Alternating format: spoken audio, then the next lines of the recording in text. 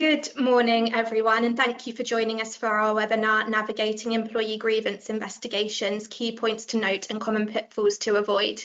My name's Annabel. I'm a solicitor in the employment team at Field Seymour Parks. I'm going to be hosting the webinar this morning with my colleague Callum De Freitas, a solicitor in our employment and immigration teams. Before we begin, I just need to quickly run through a few housekeeping points with you. Apologies to those who have attended our webinars previously if this is a little repetitive, but just have to run through these points. So the webinar will be half an hour long, finishing at around 11:30. If we experience any technical issues at all, please do bear with us and we'll aim to resolve these as quickly as possible. All attendees will be on mute for the duration of the session, so if you do experience any technical issues or if you have any questions, please use the question box and we'll be able to come back to you that way. We'll aim to answer as many questions as we can in the Q&A session that we'll have at the end of the webinar, but if there are any questions that we don't have time to answer, then we'll follow up by email afterwards. The slides that we're using today can be found in the handout section that you'll see on your screen, and you can download these during the session if this would be useful. The webinar is being recorded and will be sent to all attendees later today, so don't worry if you need to leave at any point or if you just want to listen back at a later date, as you will have a copy of the recording. And finally, a short feedback survey will appear on your screen when we end the webinar, and it will also be sent by email to complete later if preferred. Your feedback is extremely valuable to us for future webinars, so if you could take a few moments to complete that survey for us when convenient, that would be really appreciated. So moving on to the next slide then, what will we be covering today? So firstly, Callum is going to be speaking about the role of the investigator and who should investigate, how to support the parties involved, confidentiality and the importance of this with grievance investigations. And then I'll be looking at how to conduct a fair and effective investigation, how to write a clear, fair investigation report, claims that can arise if best practices are not followed, and then we'll be finishing off with a brief Q&A session at the end. Hopefully it was clear from the webinar title and any content, any descriptions of the webinar content that you might have seen, but just to confirm that we won't be covering the entire grievance process in this webinar, as that just wouldn't be possible in the time that we have this morning. We'll just be focusing on grievance investigations and how best to conduct these, as this is a significant part of the grievance process in itself, and an area that can carry various significant risks. So that's all that I need to say for the moment. I'll now hand over to Callum for the first part of the webinar. Thank you, Annabel. Before you can investigate an employee's grievance, you'll need to appoint someone to lead the investigation. The investigator's role is to obtain evidence supporting and contradicting the allegations to help establish the truth. Now, there's no one-size-fits-all approach to appointing an investigator. You'll need to consider a variety of factors to ensure that the best person is chosen for the job. As a starting point, and to ensure that the investigation is carried out effectively and in accordance with the law and best practice, you'll want to appoint someone who is sufficiently capable. Now, HR staff may be a good fit, as they are likely to have a greater understanding of grievances and the investigatory process than the average member of staff. Alternatively, if the investigation relates to complex matters in a particular area of work, then you may want to appoint someone with expertise in that area. And this will allow the investigator to better understand the allegations and make it easier for them to identify important evidence. The seniority of the investigator can also be relevant. It's unlikely to be appropriate to appoint a very junior member of staff to carry out an investigation in respect of senior managers, for example. Due to the power dynamics at play, there's a risk that more junior staff leading investigations may feel swayed or pressured by the senior employees that they're investigating. The investigation may also deal with confidential internal matters intended for the ears of senior employees only, and more on confidentiality later. That said, you'll want to exercise some caution when appointing a senior employee to carry out the investigation. Generally, the lead investigator should not be directly involved in any disciplinary or appeal process which follows on from the investigation. And therefore, if you suspect that a senior employee might be needed as part of the disciplinary or appeal process further down the line, then they should instead be kept in reserve. It's also essential that the investigator is impartial to help maintain the fairness of the process. An investigator who is biased against one of the involved parties is not likely to carry out a balanced investigation or reach a fair conclusion. However, even where you believe that the investigator is entirely impartial and will carry out a fair investigation, it's important to consider the potential for apparent or perceived bias. If there are any factors which give the appearance of bias, then this may result in questions being raised about the fairness of the process. You should therefore avoid appointing employees who are friends with or otherwise close to any of the involved parties, as this may bias them or give the appearance of bias one way or the other. It may sometimes be appropriate to appoint a manager to investigate a grievance, but caution should be exercised when appointing direct line managers of the involved parties. Line managers may feel particularly defensive of or protective over those employees they directly manage, which may result in real or apparent bias infecting the process. Having considered all of these factors, you might soon find your list of candidates dwindling, particularly if your business is on the smaller side.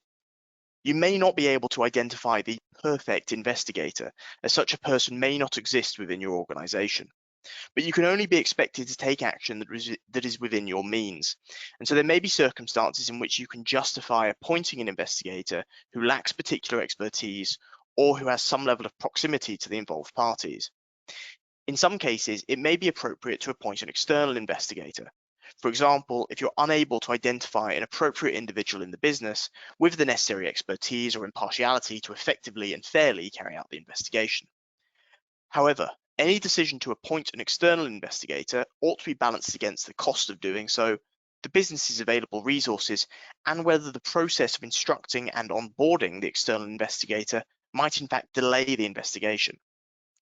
It's also worth considering whether appointing an external investigator, which can sometimes be perceived as being more impersonal and hostile, might put the accused or other involved parties on the defensive, resulting in a less cooperative investigation. Or, in the alternative, make the aggrieved employee feel as though they are not receiving adequate internal support, with the responsibility for investigating being farmed out to a third party.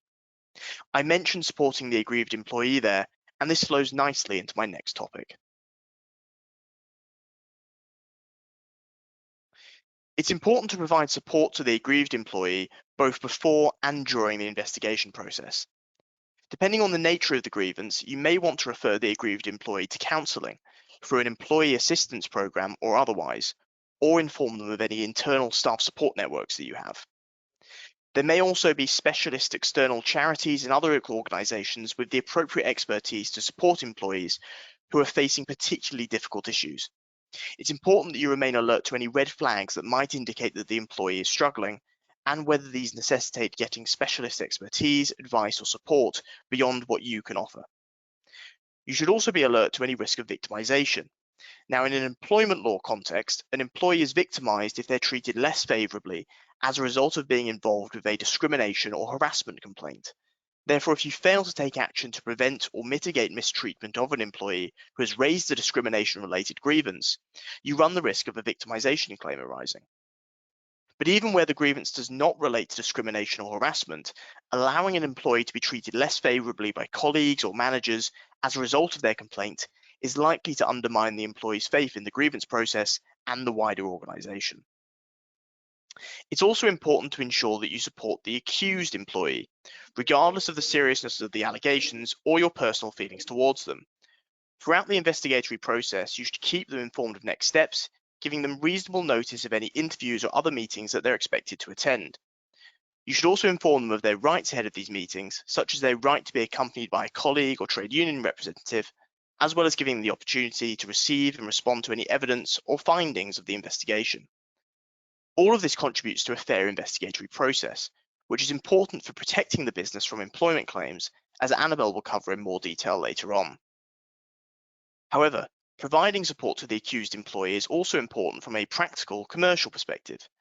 If the accused feels unsupported during the investigation, they may conclude that the business has already made its mind up regarding the allegations, and that there is therefore no point in them engaging with the process. This can result in a less effective investigation, as well as undermining employee trust. As for witnesses, they should also be given reasonable notice of any investigatory interviews and kept updated on their required involvement. If they've seen anything particularly distressing, you may also want to consider referring them to internal or external support services, as with the aggrieved employee. Finally, in respect of all involved parties, it's essential that thought is given to whether there are any adjustments that ought to be made to ensure that they can properly engage in the investigatory process. These could be the reasonable adjustments of a disability discrimination context, but consideration should also be given to factors like childcare responsibilities, language barriers, and an employee's particular sensitivity to certain topics. Adjustments that you may want to consider making on a case-by-case basis could include allowing employees to attend investigatory interviews by video call rather than in person, or to provide their account of events in writing. Some employees may want to take breaks during interviews so that they do not become too emotionally overwhelmed or exhausted. Alternatively, they may want to have an interpreter or translator present to ensure that their account is accurately conveyed and that they understand the questions asked of them. Moving on, it's essential that the grievance investigation is carried out with a high level of regard for confidentiality, and there are a few reasons for this. Firstly, the subject matter of the grievance may be something that the involved parties do not want to be widely known. In respect of the aggrieved employee, they may feel embarrassed or betrayed if details of their grievance are disclosed, and there are also risks relating to victimization, as discussed earlier. In respect of the accused employee, for as long as the investigation is ongoing, any allegations against them are just that, allegations.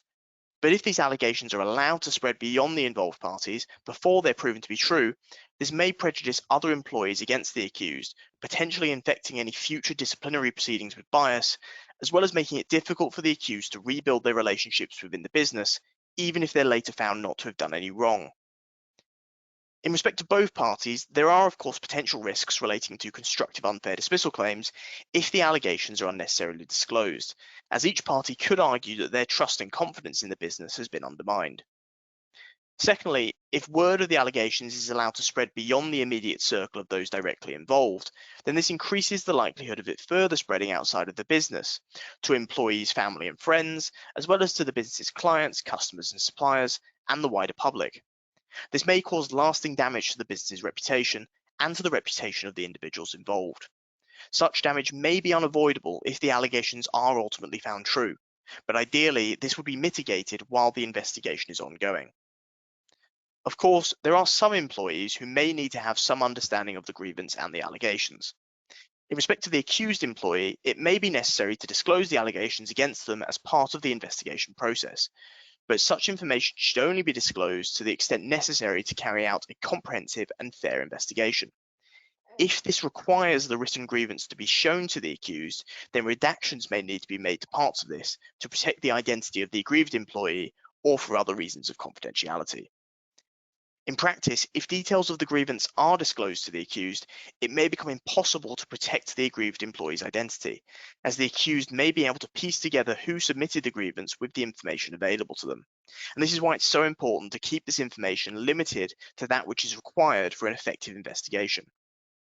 It may also be necessary to disclose information about the grievance to witnesses in order to conduct effective interviews with them. As with the accused, you should only disclose that which is required. Witnesses should be reminded of their express and implied contractual obligations of confidentiality, and it should be made clear that any breach of confidentiality in this context will be treated as a serious disciplinary matter. In some circumstances, it may also be appropriate to disclose some details of the grievance to the managers of the involved employees, depending on the nature of the grievance and whether any immediate action needs to be taken in respect to the allegations, such as suspension, while the investigation is being carried out. Now, the employee who raised the grievance does not have an automatic right to see any notes or evidence prepared or obtained as part of the investigation. However, if employment tribunal proceedings are brought in due course, then it's likely that all such notes and evidence will be disclosable, and this possibility should be kept in mind during the investigation.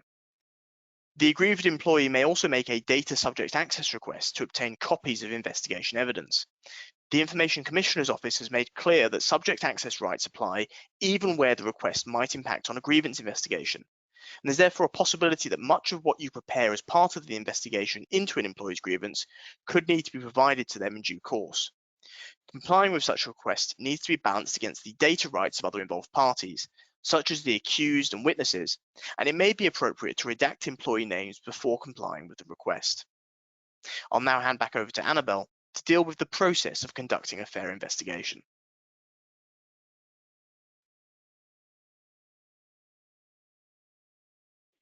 Thank you, Callum. Yes, so I'll now be looking at how to conduct a fair and effective investigation. The points on this slide are certainly not an exhaustive list, but some very key points of things that you can do and bear in mind to conduct an investigation that's as fair and efficient as possible. So firstly, it's important to act promptly once you've received a grievance to help demonstrate a fair process, but the investigation also does need to be sufficiently thorough to be fair and reasonable. So you should check whether your grievance procedure provides for the investigation to be completed within any particular time frame. If it doesn't, the parties involved can be provided with a provisional time frame within which the investigation should be completed, depending on the scale and the complexity of the matter or matters raised, the amount of evidence to be collected, and the number of witnesses that need to be spoken to. And the parties involved should be kept updated about any changes to this provisional time frame, and any such changes should also be referred to in the investigation report. Secondly, it's also a good idea to draw up a plan and terms of reference for the investigator at the outset of the investigation. This can include what needs to be investigated, whether any recommendations are required, how the investigator should present their findings, who they should report them to, and who they should contact for assistance during the investigation if needed. This will help to minimise any disruption to the business and any negative impact on staff morale caused by the investigation. Next, you'll want to consider how the evidence will be collected. So what forms of physical evidence should be collected? Who needs to be interviewed? Are there any time constraints on collecting evidence? For example, witnesses going away for a period of annual leave, email records or CCTV that are deleted after a certain number of days? Do you foresee any practical difficulties with obtaining evidence from third parties, such as confidentiality issues, or purely because of the fact that there isn't a legal obligation on third parties to assist with these sorts of investigations? And will you be able to overcome these issues in any way? And then most investigations can and should be conducted whilst employees involved remain at work as usual. However, possible temporary measures may need to be considered, for example, moving an employee to a different place of work or to a similar role, or suspending an employee on full pay whilst the investigation is being carried out. Both of these things, but suspension in particular, will only be appropriate in very limited circumstances, for example, where working relationships have broken down and where there's no alternative work location or role available. And our previous bite-size webinar, which can be found on our website, is actually on the topic of suspension and best practices and risks in relation to this. And next, so conducting fair and effective investigation meetings is very important, and there's quite a few things that can be remembered for this. So ACAS has produced a template letter for employers to use to notify the employee who raised the grievance and also witnesses of the investigation, and to invite them to investigation meetings. I won't go through the contents of this letter in detail, but among other things, it should set out the reason for the meeting, the date, time and location of the meeting, and details of the individual's right to be accompanied to the investigation meeting. Employees should be given reasonable notice of these meetings. Meetings should be rearranged when individuals can't attend, where this would be possible and reasonable adjustments should be made to particular individuals' meetings where this would be necessary and appropriate. A couple of other tips. It would be good for the investigator, if possible, to interview the employee who raised the grievance first before interviewing any other witnesses, to ensure that they have fully understood the grievance before then going on to interview others. Where a large number of people have witnessed the same incident, it won't usually be necessary to interview them all if accounts seem to be consistent, unless there's a good reason to believe that someone might have further new information. In terms of what needs to be covered at the meeting itself, at the start of the meeting, the investigator should explain who is present and why, their role, the purpose of the meeting, the need for confidentiality, and who might see the individual's witness statement. During the meeting, the investigator should ask open rather than leading questions to the individual, just to obtain facts and evidence about the issues raised in the grievance. And after the meeting, the investigator should confirm with the individual that they have provided all the information that they wish to, and they should also be asked to sign a copy of their witness statement to agree to the fact that it's a completely accurate reflection of the information that they have provided. And in terms of this last point, maintaining thorough and accurate records, the ACAS Investigations Guide suggests that the following note should be taken of investigation meetings. So the date and place of the interview, names of all people present, an accurate record of the interview, any refusal to answer a question, and the start and finish times and details of any adjournments. Physical evidence gathered should be retained in case it needs to be reviewed at a later date, and it will also need to be included with the investigation report. And the investigation report, once this is written up, should be retained for as long as necessary, with access to it restricted to only those individuals who need it. And then when it's no longer relevant, it should be securely disposed of. This then brings us nicely onto the next slide, and how to write a clear, fair investigation report. So I have on this slide a suggested structure that you might want to use when writing up an investigation report. So I'll just go through these different sections briefly and what they should include. So the introduction should set out the names and job titles of the investigator and the person who authorised the investigation, and include a brief overview of the matter or matters being investigated. And then the summary of the process should include details of the evidence collected and witnesses interviewed, and explanations regarding any evidence that couldn't be collected and witnesses who couldn't be interviewed, as well as explanations of any witness evidence that has had to be anonymised for any reason. And then you'll have a summary of findings, which should include a summary of the facts that can and cannot be established from all the evidence collected. And here you'll also want to mention any mitigating factors that should be taken into consideration. The conclusion is where, if you have asked the investigator to provide recommendations and they have come to the decision that formal or informal action should be taken following their investigation, this is where they will want to set out those recommendations, and these should be restricted to suggestions of any further action that might be necessary or beneficial only.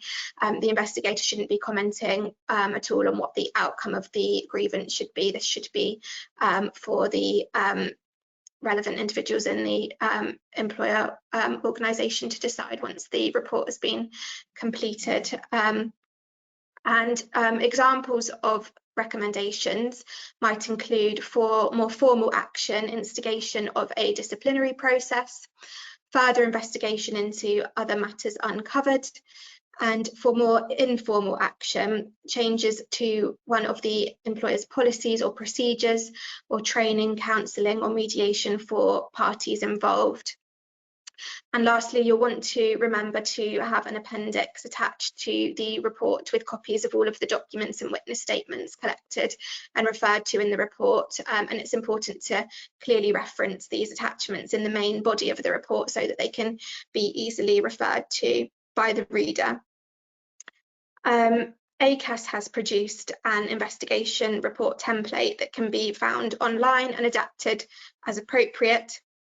And ACAS has recommended certain things as well in their guidance regarding the style of the report. So their recommendations are that the report should be objective, avoid nicknames and use of jargon, be consistent in the form of address for all people referenced, use appropriate language that is as simple as possible, be concise and stick to the facts, explain any acronyms used and include all evidence collected. And if we now move on to our final main slide for today, just wanted to flag some of the claims that can arise if best practices aren't followed with regard to grievance investigations. So firstly, failure to properly deal with a grievance could constitute a repudiatory or serious breach of contract by the employer, in particular a breach of the implied duty of mutual trust and confidence between an employer and an employee, and result in a constructive unfair dismissal claim if the employee then resigns in response to that breach and decides to proceed with that claim. Not carrying out grievance investigations thoroughly or consistently might add to or encourage a discrimination claim if an employee has protected characteristic and they feel that they have been treated less favourably in the way that their grievance particularly has been handled. And failure to properly deal with a grievance alleging discrimination or harassment, more specifically, could also result in a discrimination claim because the employee could argue that they've been victimised for complaining of discrimination in the way that the grievance has been handled.